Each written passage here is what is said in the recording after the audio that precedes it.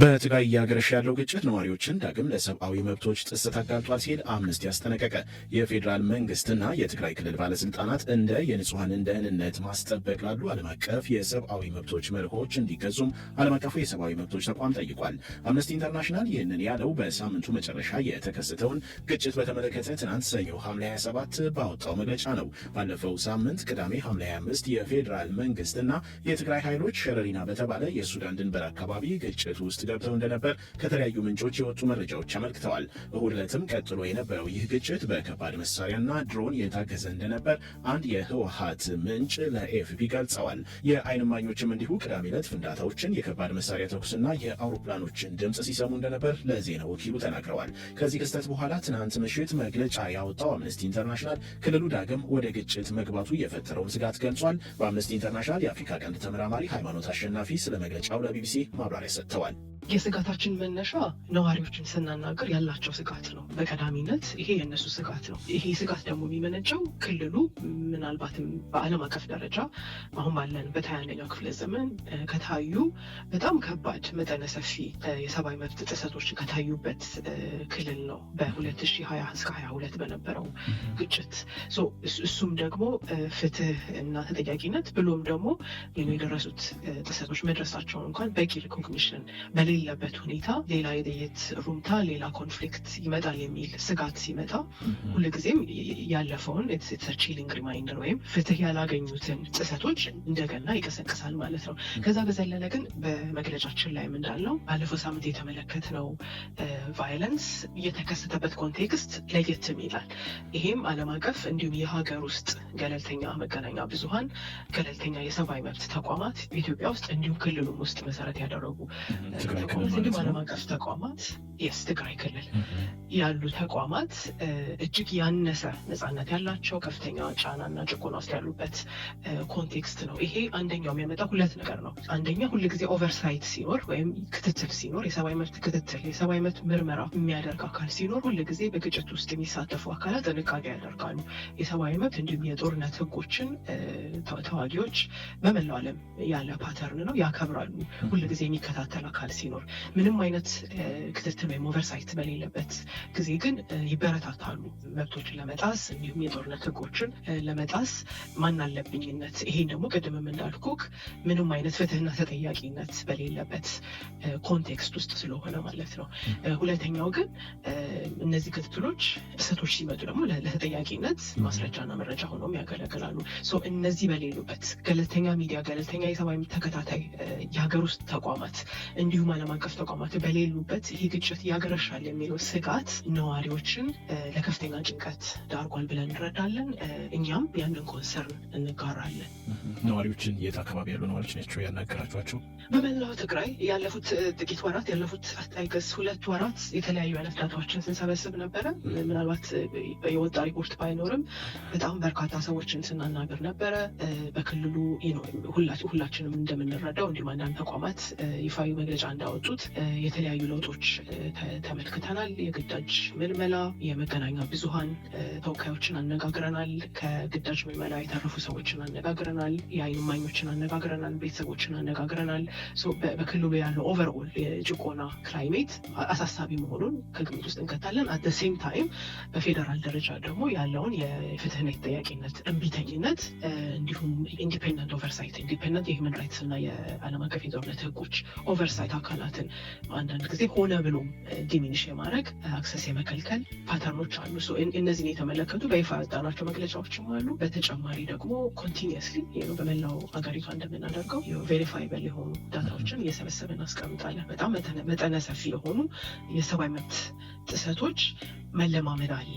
ትልቁ ኮንሰርናችን እሱ ነው። ትግራይ ውስጥ ብቻ አይደለም መረሳት የሌለበት በአማራም በኦሮሚያም ክልል በመካሄድ ላይ ያለ ግጭት ወይም አርምድ ኮንፍሊክት አለ። በዛ ኮንቴክስት ጥሰቶች ቀጥለዋል። የኢትዮጵያ ህዝባዊ አብዮታዊ ፓርቲ ኢህአፓ አመራር የሆኑት ፖለቲከኞቹ አበበ አካሉና ይስሐቅ ወልዳይ እንዲሁም የቀድሞ የሰላም ሚኒስትር ዴኤታ ታዬ ደንደአ ጠበቃ የሆኑት አበራ ንጉስ በቁጥጥር ስር መዋላቸውን ምንጮች ለቢቢሲ ተናገሩ። ሁለቱ ፖለቲከኞችና የህግ ባለሙያው በፌዴራል ፖሊስ አባላት የተያዙት ትናንት ሰኞ ሐምሌ 27 2018 ዓ.ም ከጠዋት ጀምሮ በተለያየ ሰዓት እንደሆነ የቤተሰብ ምንጮች ጠበቃና የኢህአፓ ፕሬዝደንት ገልጸዋል። በቅድሚያ የተያዙት ለተቃዋሚ ፖለቲከኞች ጠበቃ በመሆን የሚታወቁት አበራ ንጉስ ናቸው። የትግራይ ጦርነት ከተጀመረ በኋላ የፌዴራል መንግስት በአቋቋመው በዶክተር ሙሉ ነጋ የሚመራ ጊዜያዊ አስተዳደር ውስጥ የክልሉ ፍትህ ቢሮ ኃላፊ የነበሩት አበራ ሲታሰሩ የመጀመሪያቸው አይደለም። በ2016 ዓ.ም ጦርነት ይብቃ በሚል ሊካሄድ ታቅዶ ከነበረው ሰልፍ ጋር በተያያዘም በቁጥጥር ስር መዋላቸው ይታወሳል። የፌዴራል ፖሊስ አባላት ወደ ጠበቃ አበራ ቤት የመጡት ትናንት ጠዋት 1 ሰዓት ተኩል ገደማ መሆኑን ስማቸው እንዳይጠቀስ የጠየቁ አንድ የቤተሰብ ምንጭ ለቢቢሲ ተናግረዋል። በሰዓቱ አበራ ወደ ስራ ለመሄድ ዝግጅት ላይ እንደነበሩ የሚናገሩት ምንጩ በድንገት ነው የመጡት፣ እሱም ራሱ ተደናግጦ ነበር ብለዋል። የፌዴራል ፖሊስ አባላቱ አበራን ለምርመራ እንደሚፈልጉ መናገራቸውንም አስታውሰዋል። እንደ ምንጩ ገለጻ ጉዳዩ ምን እንደሆነ ግን ዝርዝር መረጃ አልተሰጠም። የሁለት ልጆች አባት የሆነው አበራ የት እንደሚገኝ እስካሁን በትክክል አለመታወቁንም አክለዋል።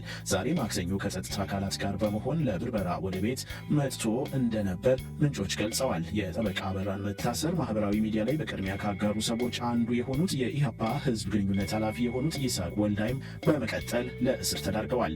ይስሐቅ ግንቦት ላይ በተካሄደው 7ኛው አጠቃላይ ምርጫ ኢህአፓን በመወከል ለህዝብ ተወካዮች ምክር ቤት በእጩነት ከቀረቡ በኋላ ራሳቸውን ከምርጫው ማግለላቸው ይታወሳል። ቀን 8 ሰዓት ተኩል በመኖሪያ ቤታቸው በቁጥጥር ስር እንደዋሉ የኢህአፓ ፕሬዝደንት አብርሃም ሃይማኖት ለቢቢሲ ተናግረዋል። በፖለቲከኞቹ እስር ዙሪያ አማኑኤል ይልቃል የኢህአፓን ፕሬዝደንት አቶ አብርሃም ሃይማኖትን አነጋግሯቸው ነበር። መረጃው ትክክል ነው። በትናንትናው ዕለት ሶስቱም ታስረዋል። በጠዋት 1 ሰዓት ተኩል ላይ ጠበቃ አበራ ንጉስ፣ እንዲሁ 8 ሰዓት ተኩል ላይ ደግሞ የኢህአፓ ህዝብ ግንኙነት ኃላፊ ይስሐቅ ወልዳይ ተይዘዋል። ከዛ ማታ ላይ ደግሞ አቶ አበባ ካሉ የኢህአፓ አባል ተይዘዋል። በአሁኑ ሰዓት የት ነው የሚገኙት? ፍርድ ቤት ቀርበዋል ወይ? የያዛቸውስ አካል ማን ነው? እስካሁን ባለን መረጃ የፌዴራል ፖሊስ እንደያዛቸው ነው እየሰማን ያለ ነው። ለምሳሌ አበራ ንጉስ ብርበራ የመልሰው ዛሬ ጠዋትም ለፍተሻ ወደ ቤት ወስደውታል። ስለዚህ የአንደኛውን አረጋግጠናል። ሶስቱም ግን አሉ እየተባለ ያለው ፌዴራል ፖሊስ አስሯቸው ሜክሲኮ የሚገኘው የፌዴራል ወንጀል ምርመራ ቢሮ ካለበት እስር ቤት ነው። ስለዚህ አሁን ባለው ሁኔታ በፌዴራል ፖሊስ ቁጥጥር ስር መዋላቸውን ነው ያረጋገጥ ነው። ሶስቱም ሰዎች የተያዙት ከመኖሪያ ቤታቸው ነው? በስራ ላይ ያሉ ነው? የአበራ ንጉስ ከመኖሪያ ቤቱ ነው። ይስሐቅ ወልዳይም ከመኖሪያ ቤቱ ሲሆን አቶ አበባ ካሉ ከመኖሪያ ቤቱ ውጭ ነው የተያዘው። ቤተሰቡ ከፍተኛ ስጋት ላይ ነበር እስከ ጠዋት እስካሁን ሰዓት ድረስ። አሁን ነው በቅርቡ ወደ ሜክሲኮ ታስሮ እንዳለ ማረጋገጥ የተቻለ። ምናልባት የቀረበባቸው ውንጀላ ወይም ደግሞ ለመያዝ ያበቃቸው ጥርጣሬ ምን እንደሆነ ተገልጾ ይሆን? ከሱ ጋር በተያያዘ መረጃ አለ? እስካሁን ባለው ሁኔታ ፍርድ ቤትም ስላላቀረቧቸው ለእነርሱም የተገለጸ ነገር የለም። እኛም ደግሞ በደንብ ስላላገኘናቸው ጉዳዩን ማወቅ አልቻለም። በመላ ለምን ኬዝ እንደያዟቸው አልታወቀም። ጉዳዩ ግልጽ ነው። ፖለቲካዊ ውሳኔ እንደሆነ ይገባናል። እነዚህ ንጹህ ሰላማዊ ታጋዮች ናቸው። ስለዚህ በሰላማዊ ትግል ውስጥ ደግሞ ሀሳብን በነፃነት መግለጽ ያመጣባቸው መዘዝ ነው ብለን እናምናለን። ምንድን ነው ይህን እዚህ ድምዳሜ ላይ እንዲደርሱ ያስቻሉት? ባለው ሁኔታ ላይ ያው ተመሳሳይ የፖለቲካ እንቅስቃሴ ውስጥ ብዙ ችግሮች አሉ። ሀገሪቱ ውስጥ የሰላማዊ ትግሉ በጣም አስቸጋሪ ነው። በብዙ ፈተናዎች የተሞላ ነው። ስለዚህ በዚህ ፈተና ባለበት ብዙሃኑ በሚታሰሩበት ሀገር ውስጥ በግልጽ ብዙ የእስር ምክንያቶች የሚሆኑት ሀሳብን በነፃነት ከመግለጽ ጋር የተያዙ ናቸው። አብዛኛው ተጣርቶ ወይም ደግሞ ተጨባጭነት ያለው መረጃ አግኝቶ ከማሰር ይልቅ እንዲሁ ይዞ ማጣራት ልማድ ሆኗል ኢትዮጵያ ውስጥ እና በእነዚህና በመሳሰሉት ጉዳዮች ሀሳብን በነፃነት ከመግለጽ ጋር በተያያዘ ደግሞ ብዙ ሰው የሚታሰርበት ሀገር ስለሆነ ይህም ከዛ ይወጣም የሚል ነው። ሆኖም ጉዳዩን በቅርበት እየተከታተል ነው። መረጃዎችም እየሞከርን ነው። ለሚመለከታቸው የሰብአዊ መብት ተቋማት እንዲሁም ለኢትዮጵያ ብሔራዊ ምርጫ ቦርድ ደብዳቤ ዛሬ ጽፈናል። ስለዚህ ባለው ሁኔታ ላይ ሁኔታውን በቅርበት ተከታትለን ደግሞ ዝርዝር መረጃዎችም የአቋም መግለጫ የምናወጣ ይሆናል። ሁኔታው ግን እስካሁን ባለው ሁኔታ በዚህ ነው የያዝናቸው የሚል ነገር አላገኘንም ከጥርጣሬ ባሻገር። አሁን ደግሞ አጫጭር ዜናዎች። የሆርሙዝ ወሽመጥን ለመክፈት የሚያስችል ስምምነት እስከ ነገ ሊፈጸም እንደሚችል ተገለጸ። የአሜሪካ ገንዘብ ሚኒስትር ስኮት ቤሰንት ከኢራን ጋር እየተነጋገርን ነው፣ ወሽመጡን ለመክፈትና ግጭቱን ለመቀነስ ዛሬ ወይም ነገ ከስምምነት ላይ የመድረስ እድል አለን ሲሉ ለሲኤንቢሲ ተናግረዋል። ዩክሬን በርካታ ሰዎች በሚዝናኑበት የሩሲያ ባህር ዳርቻ ላይ በፈጸመችው የድሮን ጥቃት 7 ሰዎች ተገደሉ። በተጨማሪም 40 ሰዎች መጎዳታቸውንና 17 ሰዎች ወደ ሆስፒታል መወሰዳቸውን የአካባቢው ባለስልጣናት አስታውቀዋል። በአሜሪካ 45 ግዛቶች ከተዛመተው የአጣዳፊ ተቅማጥ ወረርሽኝ ጋር በተያያዘ 2 ሰዎች ሞቱ። ሳይክሎስፖራ የተባለው ጥገኛ ተህዋስ በተበከለ ምግብና ውሃ አማካኝነት የሚመጣ ሲሆን አጣዳፊ ተቅማጥ እንደሚያስከትል ባለስልጣናት ገልጸዋል። በርካታ ስደተኞች ከሞሮኮ ወደ ስፔን መሻገራቸውን ተከትሎ የአውሮፓ ህብረት ድንበሮች እንዲጠናከሩ ማሳሰቢያ ተሰጠ። የአውሮፓ ህብረት ኮሚሽን ፕሬዚዳንት ኡርሱላ ቮንደር ላይን የድንበሮችን ደህንነት ለማስከበር የትብብር እርምጃ እንዲወሰድ አሳስበዋል። በዚህ ሂደት ውስጥ 69500 ገደማ የሚሆኑ አብዛኛው ስደተኞች ወደ መጡበት ሞሮኮ መመለሳቸው ተገልጿል። በተጨማሪም 83 ሰዎች ህይወታቸው አልፏል። ዜናዎቹ